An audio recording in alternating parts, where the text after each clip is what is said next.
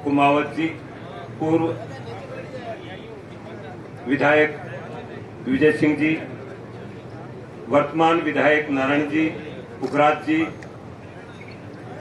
रूपाराम जी, और पहले हमारे यहाँ पे इंदिरा जी भी आई थी, और सम्मानित मंच, क्योंकि यहाँ पे सारे ही पदाधिकारी हैं सब, और मेरे अग्रज और प्रिय नौजवान साथियों, हमारे साथ एक ये भयावह घटना घटी। मेरा ये भतीजा 15 साल से आपके साथ रहता था। मेरे साथ तो जीवन में बहुत कम रहा, लेकिन जितना आपके साथ रहा उतना न मेरे गांव में रहा न मेरे पास रहा। जब ये घटना घटी तो मुझे बहुत तकलीफ हुई। मैंने कहा मैं क्या निर्णय करूं। एक ऐसे लोगों ने, क्योंकि वो पहले से हमें आभास था जिस तरह से उनकी टक्कर चल रही थी, उसको आपराधिक पृष्ठभूमि का स्थिति घोषित करवाया और उसको प्रचारित किया गया सब जगह। मेरे को सबसे बड़ी तकलीफ यही थी, आदमी मरता है, सब मरेंगे, हम भी मरेंगे, ये भी मरेंगे, लेकिन एक व्यक्ति को आप इस तरह से मार के और प्रचार ये कर रहे हो कि एक स्टीसी को गोली मार दी। अब एक भाई सुबह वो जैन साहब कह रहे थे कि गांव में ये चर्चा है कि गुंडे और इस तरह के लोगों को तो यही अंजाम होता है। जयपाल पूनिया, मुझे यहाँ आने के बाद पता लगा कि वो मेरे एरिया में इतना पॉपुलर नहीं है जितना आपके इस एरिया में। और मैं जिस दिन पहली बार आया यहाँ, विजय सिंह जी, हरीश जी मुझे मिले, बाकी मैं किसी को नहीं जानता था। मैंने कहा मुझे FIR दर्ज करानी है। हम थाने पे गए, इनके साथ मिलकर FIR दर्ज कराई। उसके बाद मैं इस विचार का था कि मैंने ठीक है मुकदमा लड़ाएंगे और हम कानूनी लड़ाई लड़ेंगे। क्यों, हमारे पास और कोई साधन था नहीं। यहाँ मैं कैसे आता, मैं किसी को जानता नहीं था। लेकिन बात शाम को भाई बेनीवाल जी का फोन आया मेरे पास, आप कहाँ हैं? मैंने कहा मैं तो यहाँ जयपुर में हूँ और वो जो लाश है वो वहाँ पे चिरायु अस्पताल में है। बोले आप सुबह जयपुर नावा में आ दीजिए आप सुबह। और उसके बाद हरीश जी का इनका सब फोन आया। इन्होंने कहा कि हम आपके साथ हैं, लेकिन आपको एक स्टैंड लेना पड़ेगा, क्योंकि आप पे बार बार दबाव आएगा कि आप इस लाश का पोस्टमार्टम करा के अपने वहाँ ले जाइए। मैंने कहा आप सब पहले दिन जब ये धरने पे बैठे थे, काफी लोग आए और इन्होंने शाम को मुझे बुला के पूछा आपका स्टैंड क्या रहेगा। मैंने कहा मेरा स्टैंड नहीं रहेगा।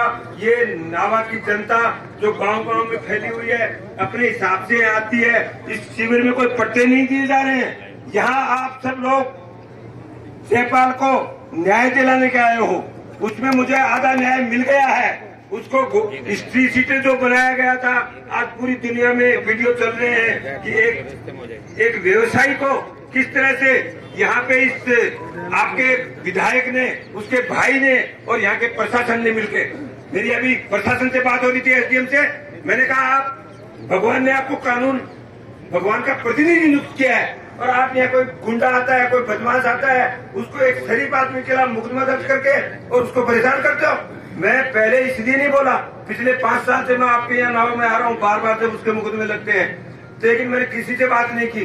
मैंने यहाँ मेरे 2 भाई एडवोकेट को नियुक्त कर रखा था। मैंने कहा यहाँ की कार्रवाई तुम करो, यहाँ कुछ नहीं होने वाला है, वो सारा काम मैं जोधपुर से कराऊंगा। और ये यहाँ प्रचारित करते थे, 6 महीने के लिए बंद करा दिया। इस मोतीलाल ने क्या किया कि वहाँ पंजाब से एक शूटर को ले आया। जब इसकी ये बंद था ना तो उसने कहा ये निकल नहीं सकता, और निकलेगा तो मेरी जान को खतरा हो जाएगा। वो शूटर यहाँ घूम रहा है, ये चौथे दिन जेल से बाहर आ गया। बाहर आते ही वो शूटर इसको मिल गया। उसने पूछा जयपाल आप, बोले तू क्या कैसे आया? तो वो उसके पीछे ले लेके बंदूक चल रहा था। आप ये बताओ कि मोती राम अपराधी है क्या? नहीं है ना आज के दिन, लेकिन वो स्ट्रीट है जो बंदूक और अपने प्रोटेक्शन के लिए किसी आदमी को रखता है, वो खुद बदमाश होता है। आज नावा में एक भी आदमी मुझे ऐसा नहीं मिला जिसके पीछे कोई बंदूक वाला चल रहा हो। वो कोई यहाँ MLA नहीं, कोई MP नहीं, उसकी किसी से दुश्मनी नहीं, फिर वो क्या वो रखता है? तो आप लोगों को कम से कम उसी समय से सोचना चाहिए था कि ये आदमी जयपाल के पीछे पड़ा हुआ है। और यहाँ जितने मुकदमे हैं उसके अलावा किसी का कोई मुकदमा, और मुकदमे क्या है, किसी के थप्पड़ मार दिया, ये कह दिया साहब मेरा वो गुर्गा गया था वहाँ पे और वो उगाई कर रहा था, जयपाल ने उसको भगा दिया और उसने मुकदमा दर्ज करा दिया। पुलिस आके पकड़ लेती है और पुलिस आके उसके कहने से धाराएं लगा दी। SP देखना चाहिए। मैंने अभी SP साहब को भी कहा, मैंने आपके पास जनता आती है, न्याय के लिए आती है, भगवान के प्रतिनिधि हो। मेरे फादर इन लॉ SHO थे, कोई गलत काम तो करते उनके इलाके में कांपते थे हनुमान जी की तरह, जैसे ये निकल रहे जनता, ये जो बदमाश कांपते हैं ना, आज इनके ऊपर कितना प्रेशर आ रहा है और क्या प्रचार दे रहा है वो। आप एक बात बताइए, एक एमएलए के एरिया में कोई गलत काम हो जाता है, कोई मर जाता है, कोई ब्यास आती है, तो रात को भाग के जाते हैं वहाँ और 50 आदमियों को आगे पीछे लगा के और कहते हैं साहब एमएलए साहब आगे, एमपी साहब आगे। अरे तो भाई लोगों, ये तो बताओ कि एक आदमी 3 जाने मर गया, आपकी उससे दुश्मनी नहीं थी और आप उससे मिल रहे, आप वहाँ ट्विटर जारी कर रहे हैं उदयपुर से बैठ के, ठंडी ठंडी में यहाँ जनता परेशान हो रही है, हम न्याय मांग रहे हैं कि हमको न्याय मिला। वो आके यहाँ कहता कि मुकदमा दर्ज मैं कराता हूँ, खुद कराता और मैं मेरी जांच कराता हूँ, यदि मैं सही हूँ तो हो जाऊंगा फिर। वो घूमता फिर रहा है। दूसरा आरोप क्या लगा रहा है कि परिजन क्या है, नेताओं के हाथ में आ गए। ऐसा है, तू एमएलए बन गया, तू एमपी बन गया, तेरे से पहले मैं कांग्रेस के अंदर लोगों को टिकट बांटता था, मैंने 5-5 प्रमुख बनाए, सीकर गंगानगर और झालावाड़ का रिकॉर्ड बोल रहा है कांग्रेस का। और मैं ऐसे लोगों को टिकट दे के आता था जो जमीन में वहाँ खड़ा है, और वो नेता ऊपर से क्या कहते थे, धन्नाराम को दे देना। मैंने कहा धन्नाराम कौन है? बोले सुबह सुबह मेरे घर आके मेरे पैर दबाता है। मैंने कहा नहीं, मैं राम सिंह को दूंगा, क्योंकि राम सिंह बाहर खड़ा है और जनता के बीच में खड़ा है। ऐसे मैंने 4 एमएलए वो एमपी ये क्या कहते हैं जिला प्रमुख बनाए। आप ये देखिए, तो ऐसी स्थिति में आज ये मान लिया किसी चापलूसी की वजह से कुछ बन गया, तो इसका ये दायित्व है क्या, या एक सही आदमी को? आप ये देखिए कि जयपाल, आप सब जानते हो, कभी भी उसने किसी व्यक्ति को कभी परेशान किया हो, किसी उसके खिलाफ। अब कल हमारे वहाँ पे चूरू में थाने पे फोन गया यहाँ से कि साहब जयपाल की हिस्ट्री से वो हिस्ट्री भेजिए आप। उन्होंने कहा साहब जयपाल नाम का आदमी कोई है ही नहीं यहाँ पे। मेरे गाँव गए, बोले वो तो यहाँ से 15 साल पहले चला गया, वो तो कहीं नाव में रहता है, वहाँ पता नहीं क्या कर रहा है, और अब आप ये खोलू। तो ऐसी परिस्थिति है। मैं अंत में यही कहूंगा कि आप सब लोगों के प्रयास से, आपके हौसले से और आपकी हिम्मत से दूर दूर से चल के आप आए हो। आज एक आदमी गर्मी के समय अपने भाई को उसको काम कर देने बाजार जाके मेरे लिए सामान लाते, कोई नहीं निकलता है, और आप तैयार होकर सुबह से शाम यहाँ बैठे हो। आपने मुझे इतना बड़ा सम्मान दिया है। मैं सारे इन नेताओं का जिन्होंने ये प्रोग्राम बनाया और मुझे आश्वस्त किया कि आपको न्याय दिलाएंगे, तो आज मुझे आधा न्याय तो मिल गया है। आज पूरा हिंदुस्तान, राजस्थान में जानता है। आज ये पत्रकार भाई खड़े, इन्होंने पहले दिन खबर छापी, मैं टीवी को खोलूं और आए हिस्ट्री सीटर जयपाल हत्याकांड। मैंने कहा वहाँ जयपुर 2-4 मेरे मित्र थे, मैंने कहा क्या खबर छाप रहे हो? बोले साहब हिस्ट्री सीटर तो है, अब इनको मैं कुछ नहीं कर सकता क्योंकि रिकॉर्ड में हिस्ट्री सीटर बना दिया उसको। अब धीरे धीरे सारी स्थिति मैंने इनको बताई, तो इन्होंने अपनी न्यूज को बहुत ही बढ़िया तरीके से छापना चालू किया और सारे बदमाशों के नाम दे दिए, फोटो दे दी कि ये वो लोग हैं जो हिस्ट्री सीटर के लायक हैं। तो आपको मैं बहुत आभारी हूँ, सारे नेताओं का, पूरी जनता का, जिन्होंने इतना साथ दिया। और आज मुझे ऐसा लग रहा है कि मेरा घर तो असली ये है, गांव गागड़वा, जिला चूरू नहीं है।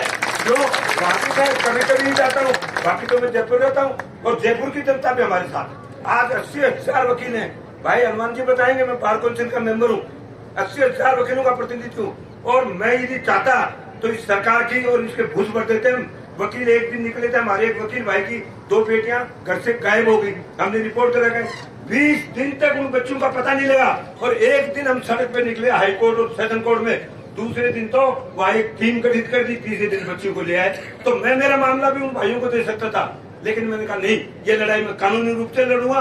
और फिर मुझे हनुमान जी, विजय सिंह जी, कुमावत जी और इन सब का मेरे को समर्थन मिला, तो मुझे अच्छा लगा। और इन्होंने पूछा कि लड़ाई आपको लड़नी पड़ेगी, हम नहीं लड़ेंगे। मैंने कहा मुझे क्या लड़ाई लड़नी है, मुझे तो आपके साथ रहना, यहाँ बैठा हूँ। बोले ये कल को ये कहेंगे आ जाओ, बार बार ये ज्ञानानंद जी कहाँ है, ये बोले। पहले दिन जब इनसे मुलाकात हुई और वहाँ मोर्चे के आगे हम बैठे थे, तो ये ज्ञानानंद जी मुझे बोला आप हमारे साथ चलो।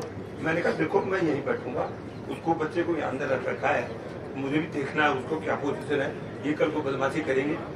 इन्होंने कहा नहीं आप चलो। मैंने कहा क्या बात है? बोले नहीं आप पे प्रेशर डालेंगे ये।